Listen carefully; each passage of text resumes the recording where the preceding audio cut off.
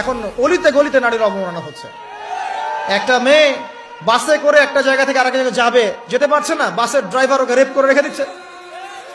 ঢাকা শহরের মধ্যে এক জায়গা থেকে আরেক একটা মেয়ে যাবে, রাত্রেবেলা কাজ শেষ করে যেতে পারছে না, বাসের কন্ট্রাক্টর হেল্পার মিলে ওকে রেপ করে রেখে দিচ্ছে। কোথায় মেয়ের স্বাধীনতা, কোথায় মেয়ের ইজ্জতের স্বাধীনতা আছে? একজন বড় ক্ষমতাধর ব্যক্তিও তার স্ত্রীকে রাস্তায় একা ছাড়তে সাহস পাচ্ছেন না এখন, না জানি কি হয়ে যায় রাস্তা ছাড়লে। তাহলে কোথায় নারীর স্বাধীনতা? কি বুঝাচ্ছেন? যখন একজন মুসলিম নারী খাস পর্দা করে বাসা থেকে বের হচ্ছে, ওর দিকে বাঁকা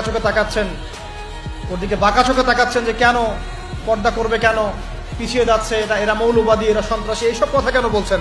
আপনার আমার মা বোন যদি খাস পর্দায় থাকে, ওদের ইজ্জত আব্রু সুরক্ষিত থাকবে ইনশাআল্লাহ।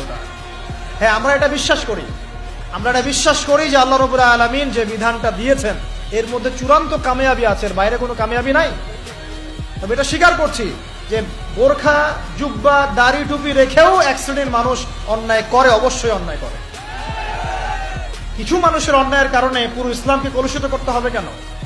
আমি স্বীকার করছি যে বোরখা পরেও কিছু মানুষ খারাপ কাজ করে। আমি স্বীকার করছি দাড়ি, টুপি, পাগড়ি, জুব্বা নিয়েও মানুষ খারাপ কাজ করে না? কিছু মানুষের খারাপ কাজের কারণে কি আমরা পুরো ইসলামটাকে কলুষিত করবো নাকি? আল্লাহ পাক বিধান দিয়েছেন পর্দা, প্রিয় মা বোন পর্দা অবশ্যই করবেন। আপনার পোশাকটা এমন হবে না যে